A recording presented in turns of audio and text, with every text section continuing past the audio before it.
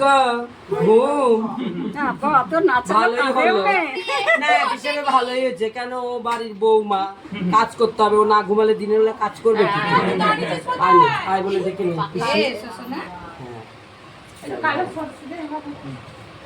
সরষে দাও থালায় চাল আলু সিদ্ধটা দাও 5 বছর পর ছেলে হোক এটা দাদুর আর ঠাকুমার একদম দরকার